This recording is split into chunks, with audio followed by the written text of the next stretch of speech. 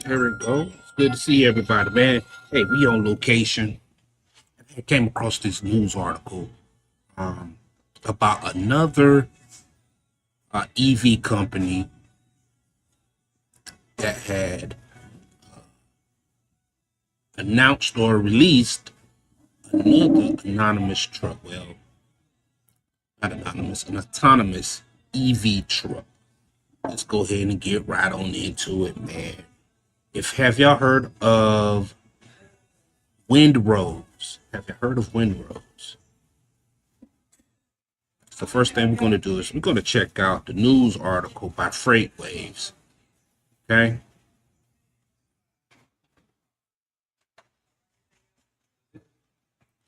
And then we're going to go check out their website. Let's go ahead and blow this right on up, man, so we can see it. There we go. All right.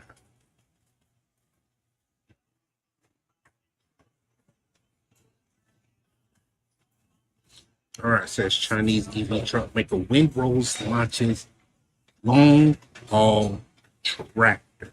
Okay. And looking at this thing, man, it kind of looks like a damn Tesla. What y'all think?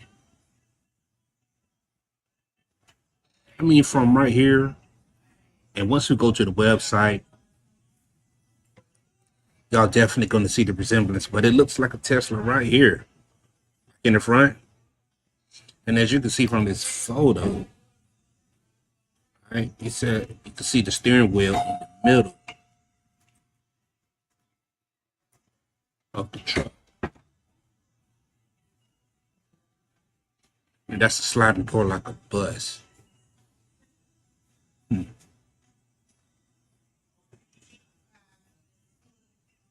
right.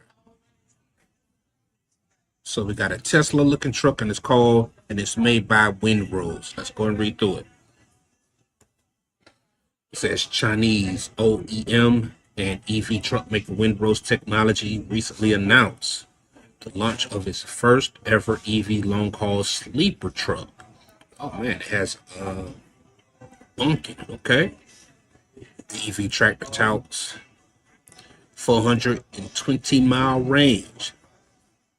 Phoenix-based Joyride Logistics will operate the trucks in a partnership with Windrose.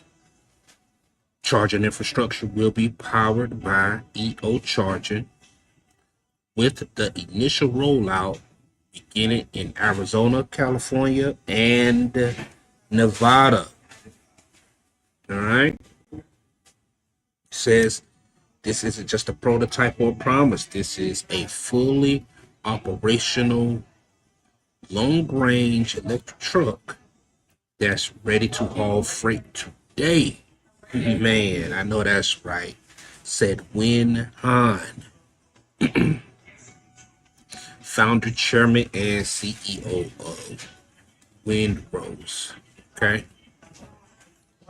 It says we validated our technology globally and are proud to bring it to the US, one of the most important logistics market in America.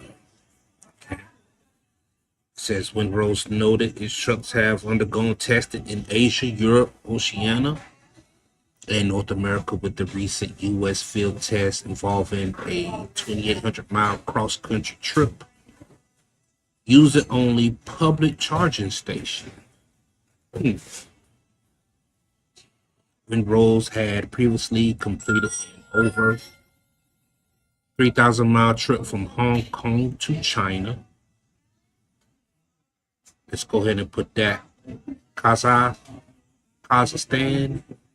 border. The EV tractor itself has an over 700 kilowatt battery offering with both lithium, iron phosphate, and nickel magnesium cobalt configurations weighing under 26,000 pounds. Okay, so truck plus battery is 26,000 pounds, so it's pretty heavy, right? It says Autonomous Vehicle Industry Association is lobbying the Trump administration to streamline federal regulations to remove hurdles to deploy driverless trucks on the U.S. highways. Yep, there. We're going to have to keep an eye on this lobbying group right here. Autonomous Vehicle Industry Association. We're going to have to look into them. All right, Freight Waves. John Gallagher writes,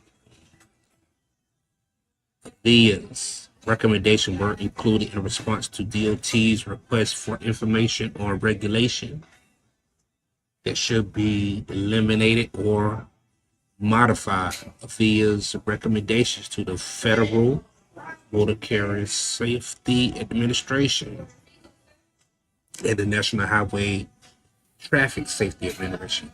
Echo objectives outlined by Project 2025. The Conservative Policy Playbook published by the Heritage Foundation in 2020.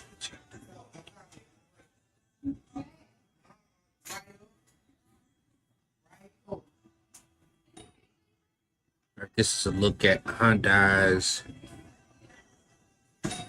hydrogen truck. It's an interesting looking truck. Would y'all drive that?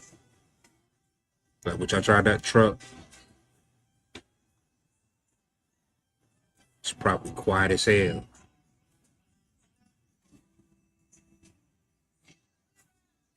But there's something that really caught my eye down here, though, with the rest of this news article. Aurora Innovation co-founder Sterling Anderson is going to General Motors to become its EVP of Global Product and Chief Product Officer effective June 2nd, according to GM.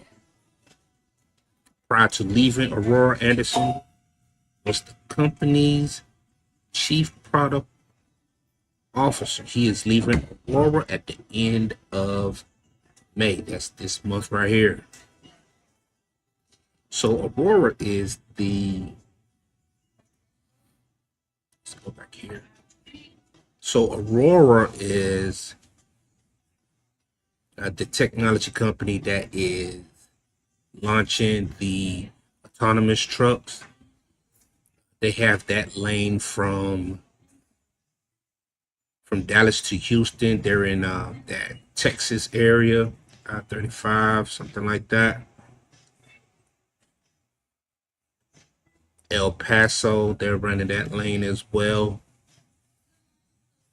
And it looks like GM is going to start getting into the game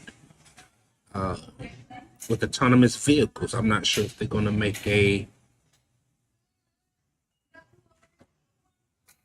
autonomous truck, but they definitely got the autonomous vehicle. Let's go ahead and click on this link right quick, see what we come up with, see if we're still on board.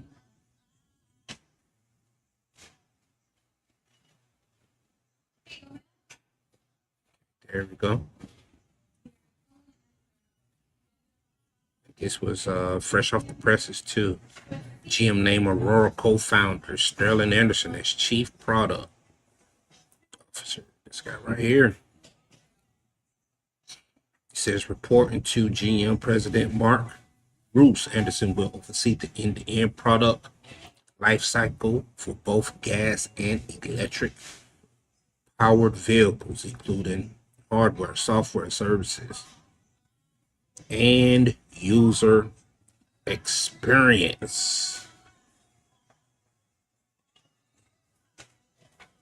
All right, says Anderson, who joins GM on June 2nd, will be based in GM's Mountain View Tech Center in California. Of course.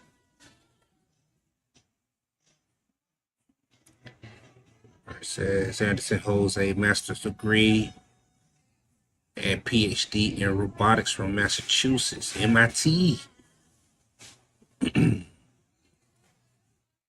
He developed MIT's Intelligent Co-Pilot, a semi-autonomous vehicle safety system, which helped lay the foundation for major progress in how humans and machines can work together effectively. All right, man. So look, GM is getting into the autonomous game. They got their guy. So what y'all think? They're going to combat your Tesla, right? Because I don't think they're going to get into the long haul trucking, but never know. So I had did some research on Windrose, and this is their website right here.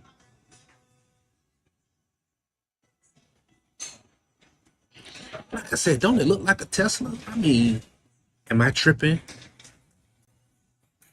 Let's see what the Tesla truck looks like.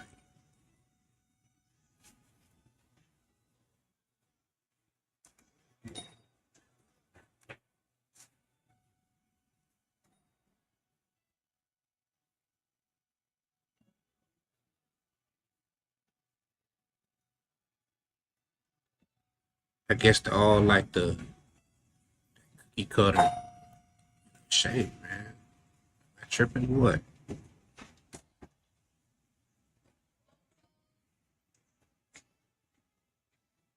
Go try to pull up an image of. I mean, don't that look similar to right here?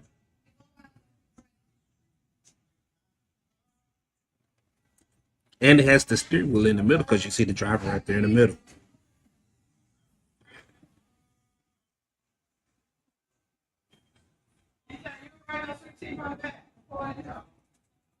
See that? Check out the Windsor truck. Look identical.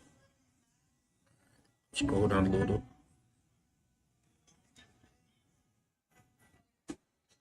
There is a side view of that with Joyride.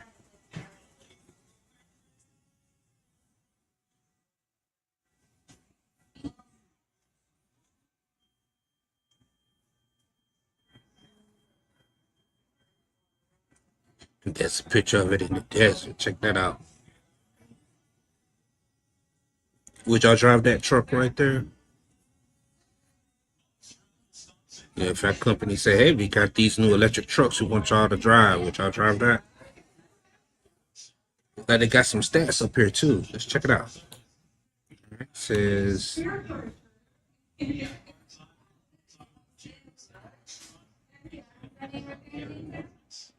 best in class performance. I know that's right. Long range, 445 miles. Fast charging, 818 kilowatts. All right, lightweight, curb weight. It says 11.9 tons. And horsepower or high performance, look like 1045 peak power. And they got some YouTube videos. Let's check out this video, man.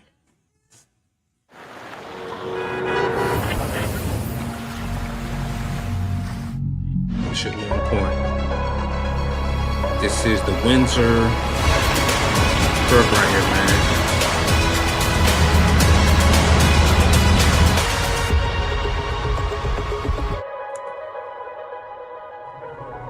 You want to see this thing in action.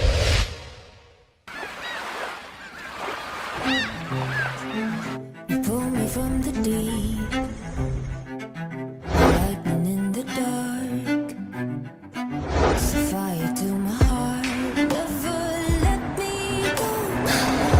I mean, so far, I see a whole bunch of other stuff other than the performance of the truck. Views of the city, speedboats.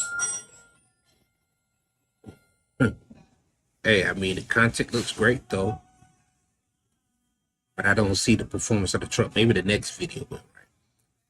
It says this video comes to Hong Kong. I see with brand new eyes,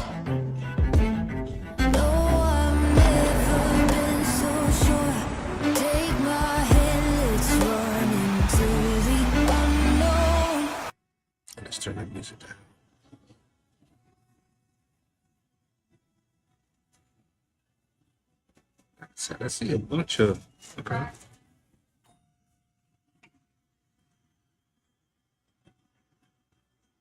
Bobtail action.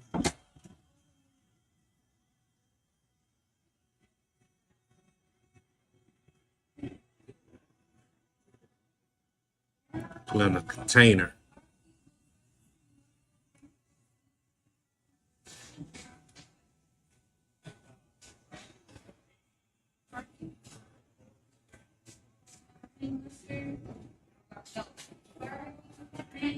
I mean, it looks great. I mean, I don't see anything special. Let's check out the next video, though.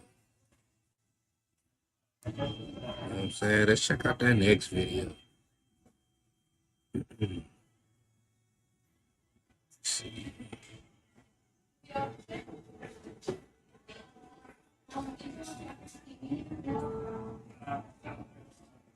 These people think they slick.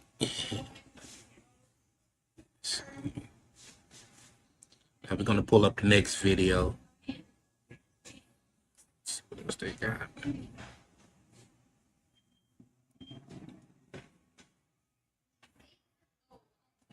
Okay.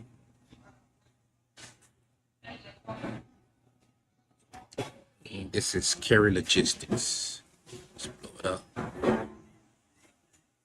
This is 51 seconds.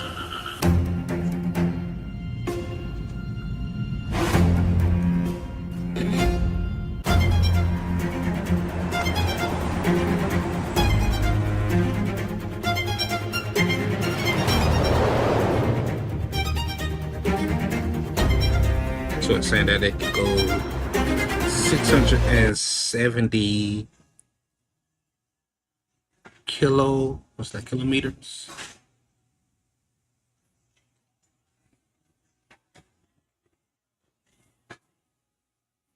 On one charge.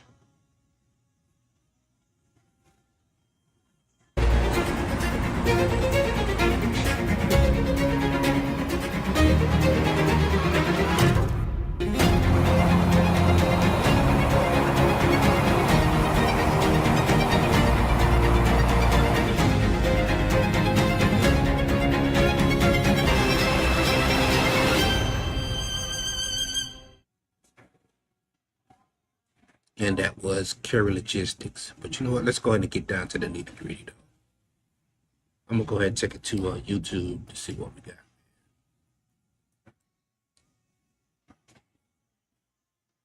we got. Windrose.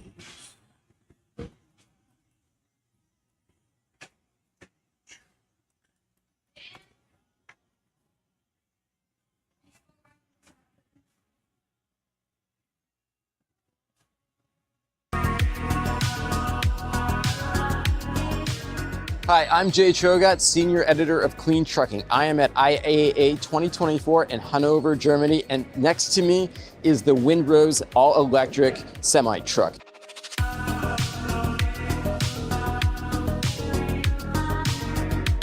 Hi, I'm Jason Royd. I'm an advisor for Windrose and happy to tell you about our truck. So what we're looking at right here is the first prototype of the European spec for the Windrose truck. This truck is one of only 2 trucks that are ground up battery electric trucks here at the IAA show. This truck and the Tesla truck are the only 2 that haven't been designed to accommodate a diesel engine. So it's a purpose-built frame around the batteries and a very aerodynamic front end cab. Hey, check out the paint job on that thing. So look at that. That looks like a prime truck right there with that zebra print on there. That zebra makes this truck different, and for the European specs are starting with the back. There's a single axle in the back. This is the mainstream spec for Europe.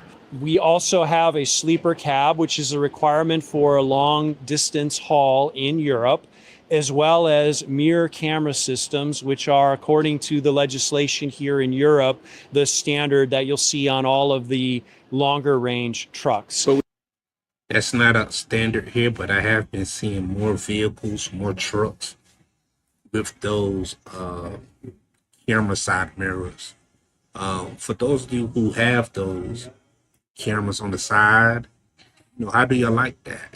Is it better? Do you have better vision? Let me know down in the comments section. We don't have them in the United States. Right. The United States and Canada are right now currently the only regions that do not allow these in operation.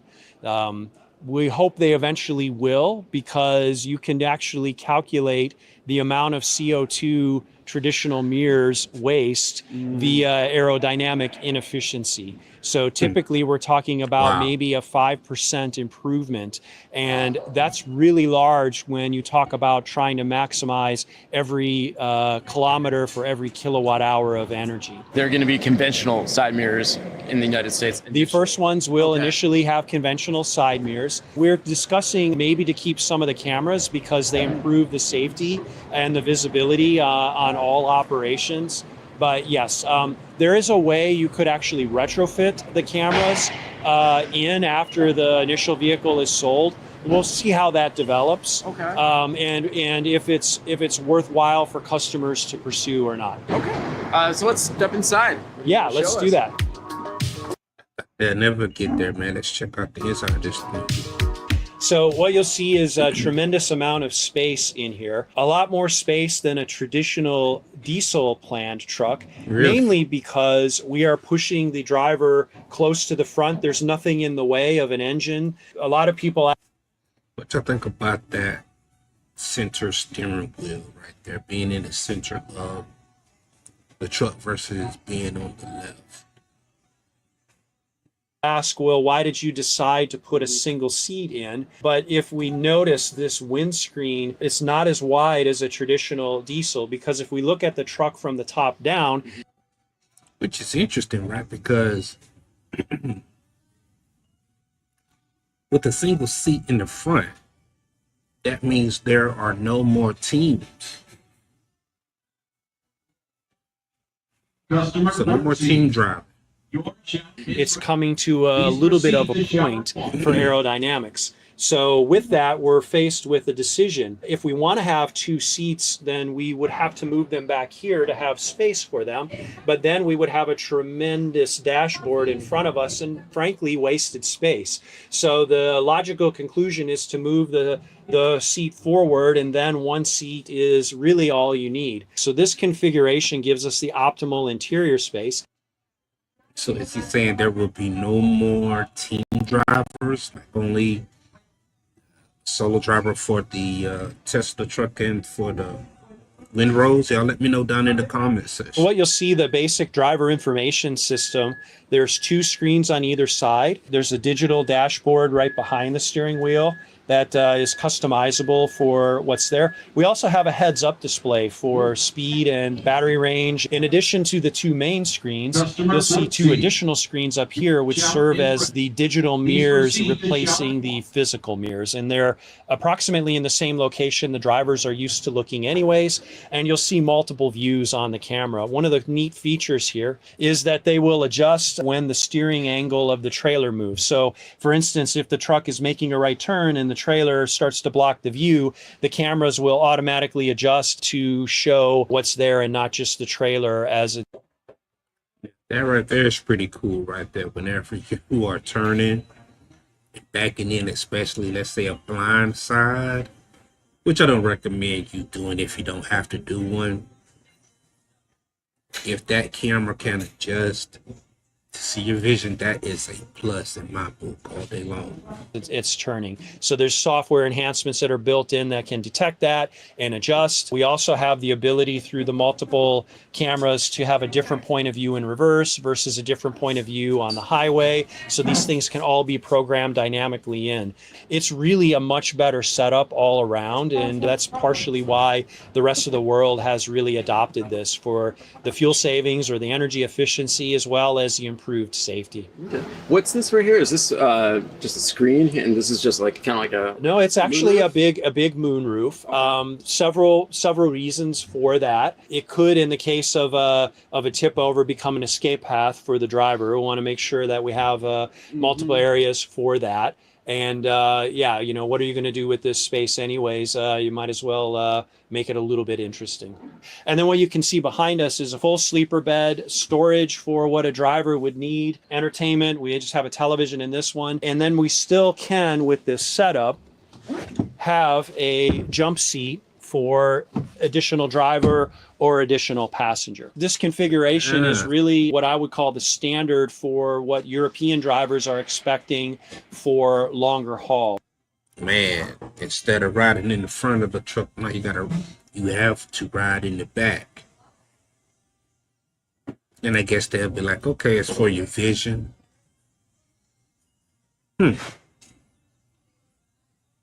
So that's your co-pilot right there in the back of the truck. Out of the way. On their phone. Maybe eating some rub or something. In the bike. You know, with more than 600 kilometers or 400 miles.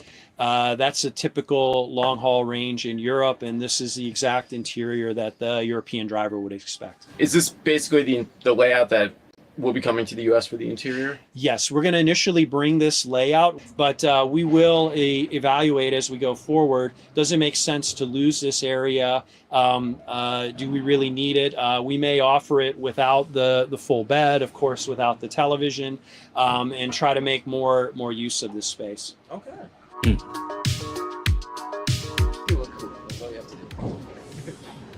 Yeah, so that's the door setup. It is an automatic door. It's helpful for the driver when he's in the seat, or when the driver's in the seat, they can push the button and already the door is starting to open. Just saves a little bit of time, you know. There's only one door on one side. Yes, correct? this design has one door on one side. We have the ability to It's like a bus. put two doors in or a door on either side, again, depending on the market conditions. I'd say. This is kind of one of the main unique things about the European market. Because of the way the trailers are set up and the axle loads, most of the European freight market is driven by what we call a 4x2 design, which is basically one axle in the back and one set of four tires in the back. Hey, I wonder if they have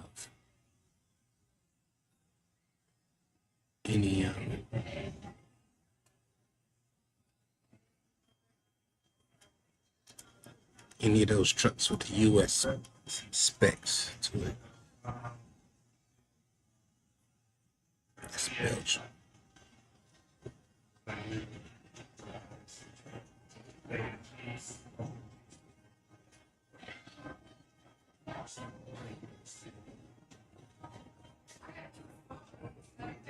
This looks like San Francisco. Let's try this.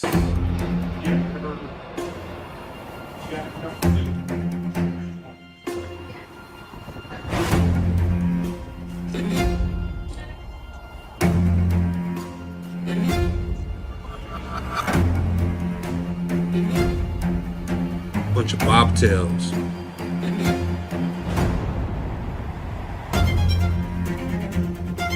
Nothing. With a bunch of banjos in the background. Like, come on, man.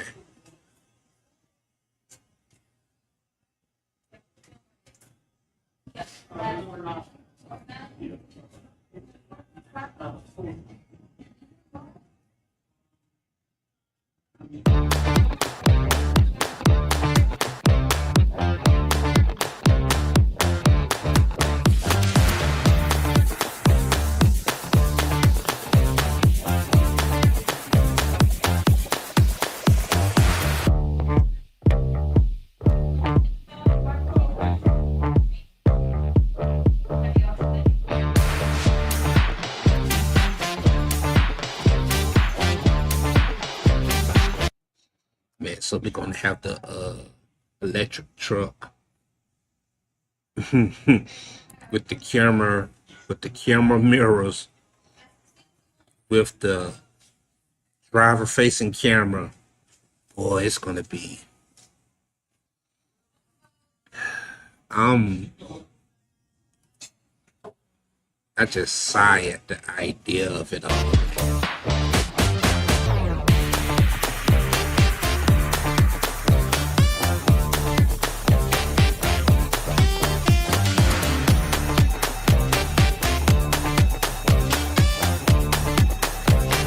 And this video says that it completed a trip from New York to California.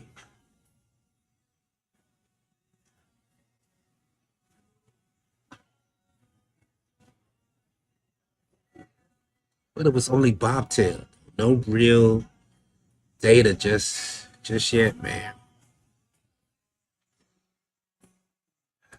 Yep, so let's go ahead and close it on out, guys. So what y'all think about that, man? Windrose. Windrose is releasing